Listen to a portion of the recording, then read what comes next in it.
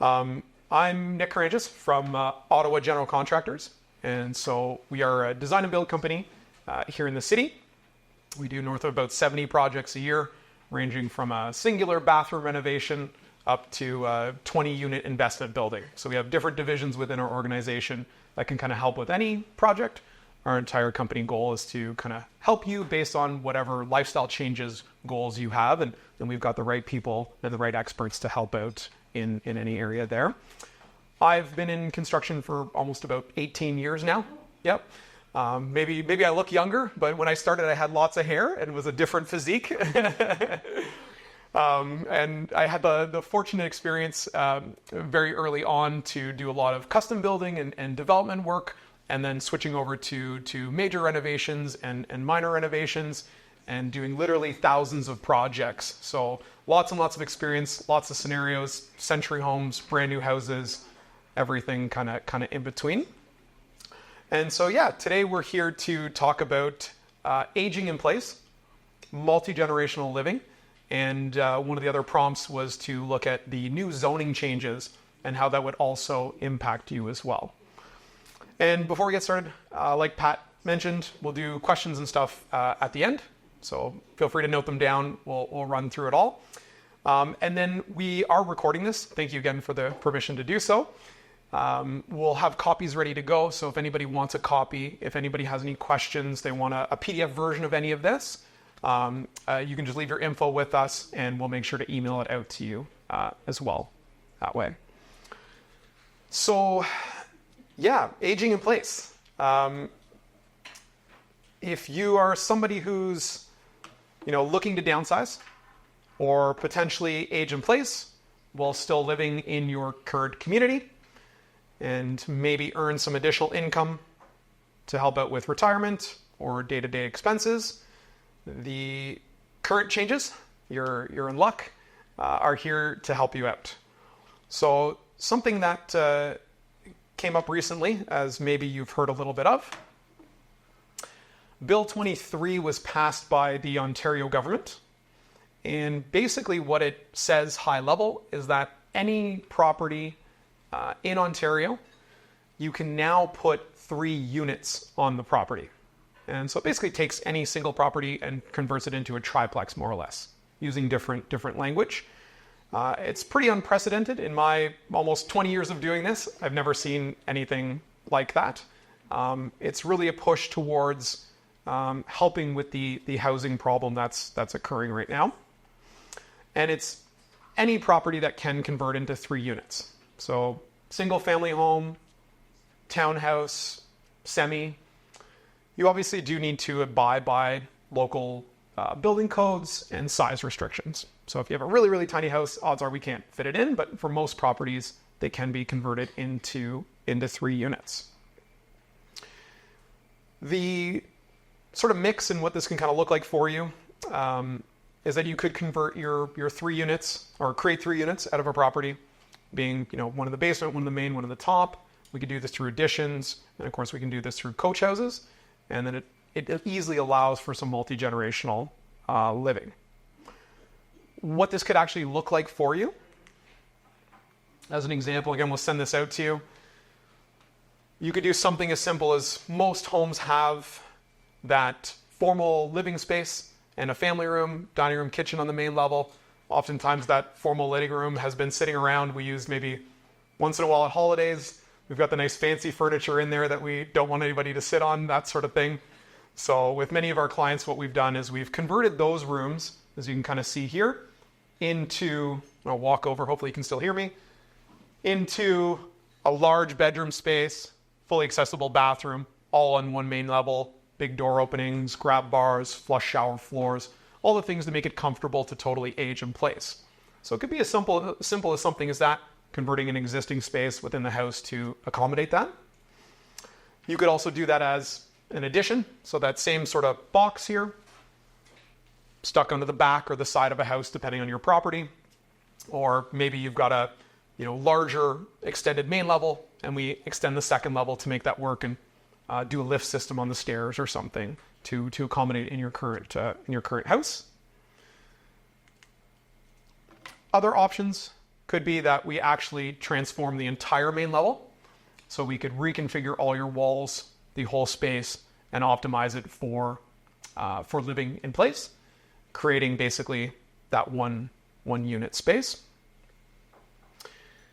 And then there's options like if you did, let's say, that main level conversion where you did an extension on it and you were looking to have that nice little space for yourself and thought, hey, I'm not using the basement, I'm not using the second level, or you've got a 3-story home, we do your space on the main level, you've got a second and a third level, those other levels are now not really being used. You could convert those into units that you could actually rent out. They could have full separate access and staircases, sound separation, everything set up that way so that you still get a private space, and then you are going to earn some income off of the house as well to again help out there. Here, as an example with this property, the clients wanted the main level, so we had built a fully accessible main level for them, and then the unused basement and unused second level basically got converted into more or less the same layout as this, so that they had a 3-bedroom rental in the basement and a 3-bedroom rental on top, and then they live in the center that way. So lots of interesting things you could do to help stay there and help generate some income as well. Multi-generational living. So this is wonderful. You own a home, you want to have your kids live there. If you've got aging parents yourself, you want to have them come and move into the space. You could have 3 generations now with Bill 23, all accommodated into the primary home. Some ideas that we've gone through and done before. Here as an example, we converted a massive living room and took part of the garage and did a little extension to now create kitchen living space area, along with large bathroom, office, hobby space, and then a bedroom, basically utilizing the unused massive extra family room that exists there. And so in this particular case, the kids and the grandkids are in the primary home and mom's in the extra unit there that way. Some other potential paths that we've gone down as well. If you find that a little bit too close, we've built spaces for people to remain on the same property instead of being in the 2-story home. Again, you could rent out the full 2-story home that you have. You could have family members move into it, whatever. And then we've built additions off the back like this, where you've got a 2-bedroom unit, bathroom, kitchen, open living space, and then you can kind of see up at the top a connected corridor that connects to the existing home, so that you get a little bit more privacy. You're not sort of stacked on top of each other that way. If you're looking at that and thinking, great, these are amazing, that's awesome. If you're thinking, wow, that kind of packs me in a little bit too close to family or to potential tenants, and maybe you like a little more private option, a great way to go is that we could build a coach house somewhere in the backyard, and then you could have the existing home, again, for family or for tenants to rent out.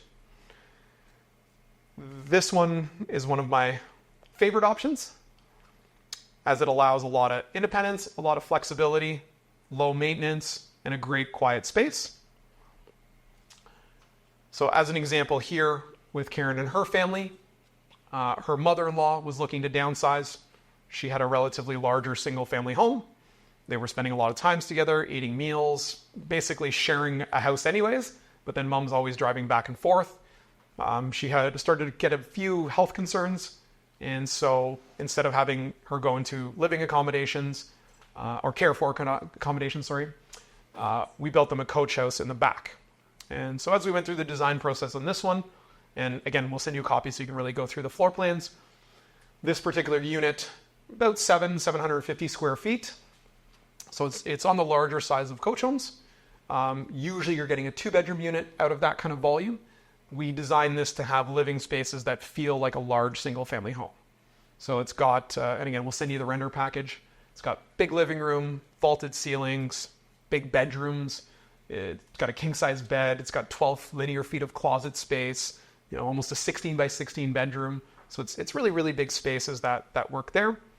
And it was wonderful because then Karen's mother-in-law downsized into the unit, and they're able to have her there and care for her that way. So then she's in close proximity, right? I know having a father who was very sick for a long time and having cared for him, before he went into assisted living and he's in our house, that was great. But for a gap, when he was in an apartment, you're always thinking in your mind, is there something going on? Is there something wrong? You call them, you're like, hey, rush over. At least when you have the coach home, they're in the backyard, they're tucked away, they can have their own landscape space, they're okay. And if you need to check on anybody, they're right there. You can check on them. They can come over for dinner. It's a short walk, 20 feet or so away. So it's a great balance of having independent space set up that way. Great equity gain, so you don't need to move or adjust or go anywhere. You're just adding this, it's adding value to the house, and you're essentially getting a full other property. And there's just some quick renders that we'll send to you later, showing the views.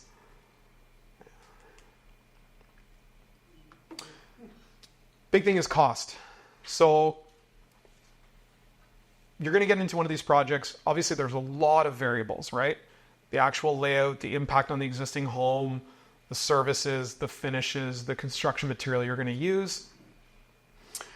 We go through a pretty extensive process to give you cost options, to assess the current scenarios, and we ultimately give you a fixed price at the end of the day once we've done our planning process. So it's locked in for you. But to just give you an idea of what these things could look like, if you are going to modify an existing level of your home, it could be as light as about $50,000 to reconfigure, add bathrooms, those sort of things. And a larger single family home could get up to about $150,000 to redo an entire level. Kitchens and bathrooms and everything, right? So brand new space, kind of ready to go. If you were actually to take a 3-story home and convert it into 3 units, you could be around about $300,000 to about $500,000 to do something like that. Obviously, the less work you're doing, you keep a main level the way it is and just convert 2 units. It would start to fall under that. If you start to do additions, it starts to get up to the top range. And then the coach homes, to do a full turnkey coach home, so the independent, smaller home in the backyard, they usually start around about $170,000 and range up to about $350,000 to do that way. One of the biggest misconceptions, in particular with coach homes, is that a lot of folks start to look at the prefab or modular builds, which sometimes are literally just kits that show up like an IKEA box that you've kind of got to screw together. And those, often start around $40,000 to $60,000. And you're thinking, wow, that's a great price. But then you've got a whole lot of work and a whole lot of extra things to do to actually, put it together, right? And I don't think the Allen key is included. Yeah, so do these prices include electrics and plumbing and everything? Wonderful question. Yeah, thank you. So it is a turnkey price because that's how we build them. So as an example, when you're going in for a $350,000 large coach home, it's the building permits, the engineering, it's the service trenching and the actual services. It's the hydro disconnect of the current house. There's a lot of fees to get something like that built in the backyard that way. Yeah. Does the foundation have to be dug in? Is that included in that price? Yeah, correct. It would be included in that price. And then there are a bunch of options that you can go through. We can do helical pile foundation, slab foundation, full basements, crawl spaces. And that's why there's a bit of a range there. But all are a possible option that way. And before we go further with questions, I'll save them to the end if that's okay. Yeah, but great questions. Thank you. Yeah, and then in terms of what this could look like on an income perspective, again, if that is something that you're entertaining, where you take over the main level, you now have extra levels to rent out, or you go into a coach home and you rent out your house. Typically, these are the income ranges that we see for rental units within the Ottawa area. Size of the unit, number of bedrooms, exact location, obviously will impact what this looks like. But 1 bedrooms, you're typically about $1,400 to $2,000. 2 bedrooms, $1,800, about $3,000, and of course 3 bedrooms, about $2,000 to $3,000 roughly. All that being said, you could have 2 bedrooms renting about $2,000 a month, generating over $40,000 of income, which easily and by far offsets any potential loan or refinance you might do on the property to get those rental units going. So you're still adding a lot of cash flow, supplemental income if that's the way you choose to go. The biggest debate that we have, should I just move instead? Little bit of that traditional love it or list it that everyone goes through. And I'd say with all projects we do, that's one of the biggest debates that we have. And we've got a lot of charts that we'd be happy to share with you where you literally plug in your numbers. It calculates everything so that you can determine what makes sense to go through. And in my experience, having moved a few times, originally starting out on a journey thinking I would build and sell and move, and really quickly come up with a lot of capital and a lot of profit, did it once, had a few $100,000 of cash in the bank account, poof, it vanished, thought, okay, I must have made mistakes, tried again, and you start to track this and realize there's a lot of soft costs every time you move. You pay your realtor commissions on both sides. They've got to earn a living. You start paying your mortgage penalties, your bridging cost, your land transfer tax, your legal fees, all that. And then you're like, I see why the banker and the realtor drive the nice car, and I'm a little bit further behind at the end of the day that way. Staging and renovation costs on your current house to get it prepared. And same thing if you move to another place. You might buy something and it still needs the kitchen and the modifications. And so is it really better at the end of the day? And oftentimes you're minimum of about $100,000 just to get from one house to the other. And depending on values of current house and future house, you could be spending about $100,000 alone just in commissions to sort of transfer there, right? The other big debate is a lot of folks look at going into a condo. It offers that simple, easy living. It's got elevators. It's all in one floor. It's got a lot of amenities and stuff into the building. They are great. They fit, a certain lifestyle and work for folks that love them. The trade-off, I guess, that we go through is if you love your community, you love your area, you love your house, easily you could do a coach home for, let's say, $250,000, which is, half the cost of a condo. It also has no condo fees, which condo fees are often about half the amount of a mortgage, starting around $400,000 or $500,000, some going up to, $1,100 a month. And then if you built a coach home, usually folks are looking at, well, how do I get this to low maintenance? And so easily you hire, snow removal, lawn maintenance, garden maintenance, house cleaning, and things like that, account for, roughly $3,000-$4,000 a year versus, $1,000 a month in condo fees, right? So the coach homes can really work out to give you that similar kind of lifestyle, keep you where you are in the community, the property that you love, without all the ongoing monthly expenses that are out of your control. And it builds equity on your current property as well, in the event that you ever need to refinance or sell or pull anything out that way.